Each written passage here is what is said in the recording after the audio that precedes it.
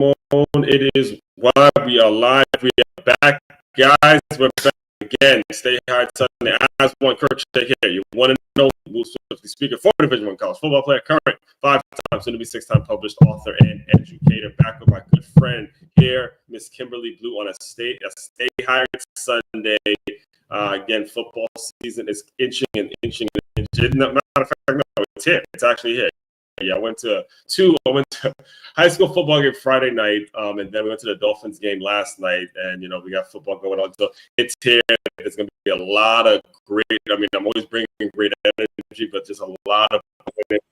When I went home. I got my hat. You already know where I'm at, so you guys know this is what we do. I don't necessarily like the commander's name, but shit, we just gotta rock the burgundy and gold now. But at some point, we'll be back with the Redskins. But anyway, all that being said, Kimberly, I'll let you introduce yourself, and we'll kind of get started.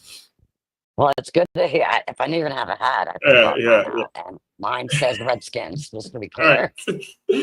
Hi, Kimberly Blue, Art and HR Solutions. Good to be here on a State Art Sunday. Yes. All right. So if you guys can recall, a couple of weeks ago, what we did was we switched up the format. And just so we're clear, we're going to kind of keep this at around 20 minutes now when it comes to stay hired and creating value. This show is all about hearing or saying the little things that kind of giving you guys an HR, giving you guys an employee development team where you guys really have somebody to talk to, because a lot of the issues that you run into, and we're ourselves included, we're not excluding anybody, is there's nobody that gets our problems. There's nobody that really understands some of the dilemmas that we get put into work. And, we have some major things coming down the pipeline this season, so stay tuned for that.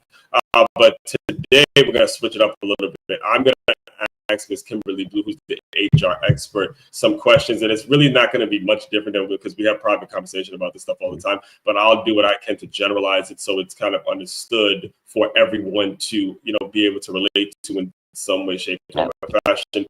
If you can recall, 2 weeks ago, she did that to and all that, but now here, home, and I'm going to be able to ask it in a great way. So let's just get started. Let's get right to it. So the unless you wanted to add something, let me let you add something.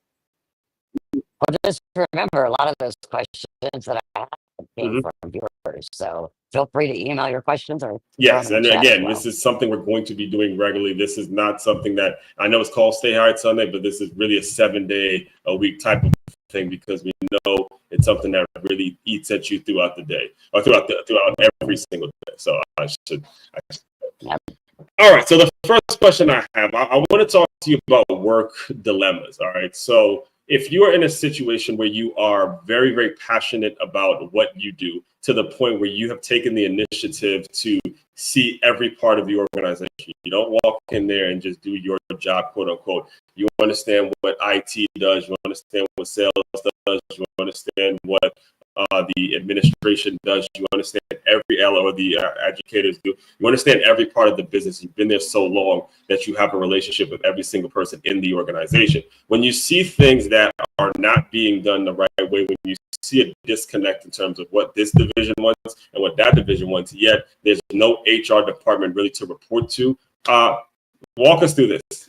Talk to us about what do you do when you're in a situation like that, and you're good at obviously good at your job. You've been there. You know the system. You know how it works. How do you report situations when there really isn't an HR person per se that can do much or that has proven to do much?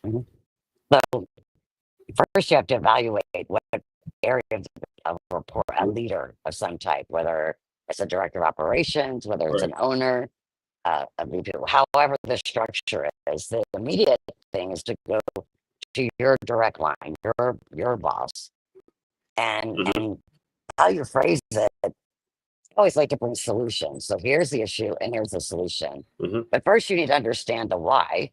So I would just like you did ask me, I would say, hey, here's what's going on, and can you help me understand what your vision is, and what does it look like for you? What does great look like for you? When they tell you, either one, it'll answer your question, or two, then you can share what the issue is. And sometimes, especially in smaller companies, you're talking to the owner, to the owner. That's right. you know, and so as long as you're following the chain of command, and if it's the owner, if it's the owner, then you go with an approach of meet in the middle. Right. Okay, and that's important for a lot of you guys to know, because HR companies, and that leads me to the second question I wanna talk to you about. When it comes to actually, as a business owner, putting an HR company in place and putting something in place that, you know, employees can voice their concerns in some kind of way, what stage do you think that needs to have? My own business is me. I bought into a franchise. I'm the manager. I'm the whatever title I have. So I don't necessarily need an HR person. How do you speak to those people a little bit, because they don't really understand how important it is until you actually have an employee, something unfortunate happens, and you're liable because you decided that you were going to try to cut costs and not put any investment whatsoever, spend any time whatsoever in terms of how you're going to manage all of the HR situations that are bound to come up. Yep. So I would say anything over 15, because once you get to 15, you're talking about employees, okay. Right? Employees, then you know that you're growing, and if you start in the process, because if you have a great onboarding, that starts there. So I'd say 15. Once you get to that, you should look at getting a consultant for HR. Okay. Now, again, this is why me and Kimberly work so well, because the next question, again, none of this is scripted stuff, guys. It's flowing for a reason, because it's what we do. Now, onboarding, I'm gonna give you the microphone. I'm gonna give you the floor to really explain onboarding to people. I know you've done it in the past, but that's back when we first started the show. But business owners, onboarding is absolutely essential for you at the start of it. I can't overstate how important it is, because the onboarding process is going to solve so much of these problems that you're going to come up with later. So I'll give you the mic to speak on exactly what onboarding looks like and exactly how they need to be incorporating it now. Okay. So you think about it, this is the first impression the employee has of your company, and it sets the tone for that person's career and how they feel about your company. So if you make a bad impression that first day, you're going to lose the employee. You know, so you bring them in. Of course, you have all the paperwork that you need to do, which should be online and done before the first day. You know, aside maybe from even direct deposit can be done on the first day, because that first day you want to immerse them into your culture. What does your company stand for? What do they care about? What is their job? They need to meet all of the players, even though they may not interact with them daily. Meeting them, having representatives come in, walking them around the office, asking questions, and sharing with them how it connects. Because even though they may not work with somebody every day, everybody's connected in order to be successful. You know, so you have to have a roadmap of what that looks like for you. And then any training, you know, just don't, you know, it's good to partner them with a buddy or a mentor, whatever you want to call it, for at least 6 months. When you do 30 days, when you do 2 weeks, they still feel like a fish out of water, right? Give them a resource that that's their go-to person that they can ask questions to and follow up with. And of course, HR, they should be there to support and to help facilitate that, and then follow up. There should be a 30, 60, 90 days that you're following up personally and saying, how are you doing? What can I do to help you be successful? What can we do better? And what are we doing great? Because that's going to be your best feedback to an employee, because they're not vested yet. So that's just some of the things that it could look different for everybody. And well, I'm gonna let you speak on this a little bit, but I want to definitely shout out, and this name I will say, but shout out to Nelson Pino, who, for those of you who don't know, I teach at a school named the Center for Creative Education, and this year Nelson has now been put in charge of HR. And you know, a lot of you guys do know, if you regularly consume, I actually was given a promotion to sport and fitness director, and we had this training that we had to do for like online security that I just kind of shrugged off. It was one of those emails that I never really looked at. And then I get an email from him saying, look, if you don't pass this training, you're not eligible for a promotion. You're not eligible for whatever you got, that whatever was in that offer letter. So I immediately get it done. I thank him, again, because again, those emails, they go in and out pretty much like a lot of the things that you do. An HR person, I'm bringing him up for a reason, is because an HR person has to have a big heart. An HR person does a lot of stuff behind the scenes that is incredibly, incredibly thankless. Like, again, I appreciate him for doing that because, in the email, the final email, he said, hey, listen, guys, and I know that you guys get a lot of emails, but then especially for you employees that got promoted this year, hey, we can't give it to you because on the thing it has to say that. So that's a bunch of stuff I don't want to have to think about. I don't want to have to do. So I got it done. Again, everything went well. I did get it done. I did pass the training, all that wasn't that long.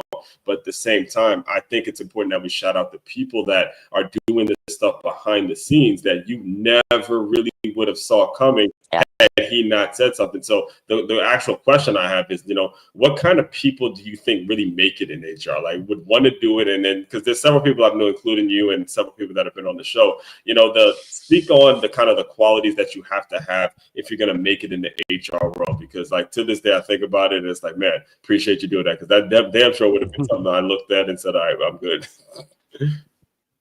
You have to have a genuine care for people. Right. So if you're going to get an HR, be ready to be a counselor, to be an ear, to be take care of compliance, and sometimes, well, all the time, being viewed as the bad guy. Yes. When really it's about compliance and it's about ensuring that you get what you need, right, as an employee. I think one of my favorite things is that I can make an impact to people. It doesn't need to be in the spotlight to do that. You can make an impact and as quick as 30 seconds or a minute, just by asking people, who are you? So qualities: empathetic, caring, disciplined, um, fair, consistent. You can't want this employee better than this employee, or you have to be able to remove the personal and stick to it, because people are messy and life Yeah. is gray. It's not always black and white. So you Right. have to be able to disconnect that part of you, because you can empathize without being overly sympathetic to people to where it clouds your judgment.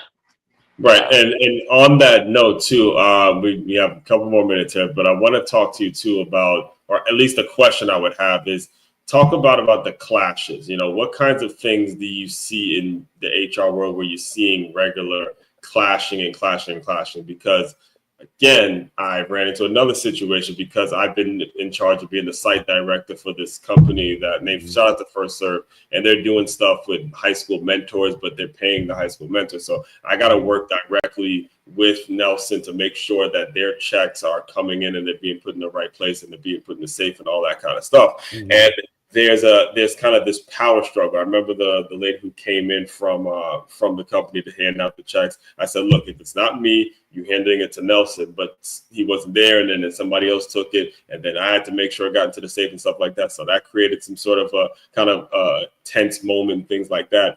When it comes to the clashes and the things that you see in your world when it comes to HR versus the ones that just want to do it their way, talk us through a little bit about what the expectation is. And the real root of it, though, is I really want you to speak on how, when you have HRs that are sticking to their word, that means you have a secure job, folks. All right, you have a secure position. You have someone that is actually making sure you're getting paid and they're being compliant. So you shouldn't look at them as being annoying. You should look at them and say, hey, man, thank you for actually being safe to make sure I have enough money or have my money in the right situation. But I'll let you talk about that a little bit. I know you got a lot of thoughts on that.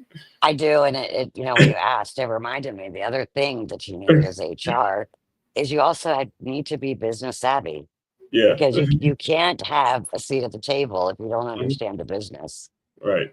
So we're not party planners. We should have real ideas and thoughts to take the business forward. Right. So that's what I see the biggest clash. Here's the business, and here's a compliance issue, for example. And you have to connect HR to true business results. Yes. So at the payroll issue, what I would immediately do is Ooh, say, hey, that's a big what's one. the what is the process? Because if you don't have a process for checks, so what happens if the person's not here? It should Hmm. already been set up that, okay, Kimberly's gonna take care of it if I'm not here. And if Hmm. Kimberly's not here, then John's gonna take it. So that should be a written standard operating procedure that you have in place already. So Right. there's not that confusion. Exactly. And I brought that situation up only because it was something I dealt with personally, as this is kind of Mhm. a new role for me, actually having to think about being the high school kid that's coming from wherever they're coming from. And then all of a sudden, I don't have, like, where's my money? I don't have much. Like, those are things that me as a high school kid would be very concerned about. And you, like you said at the beginning, Yeah, you don't want to leave with the wrong impression. You don't get a second chance at a first impression, no. especially if my face and my name is going to be behind this. Hey, you want to make sure these things are legit and all that. So again, when it comes to a situation, if you're out there and you're dealing with a situation like that, the names mean so much, folks, because in our place, whenever there's a issue, compliance wise, money wise, whatever, we know the name is Nelson. Again, I know he's never going to be on a show like this or whatever, so he's getting all the shout out, all the praise from me. And when I told them that, because I think I might have been doing something with the students, I told them, look, if she leaves it with anybody, if she says that name, then we're good.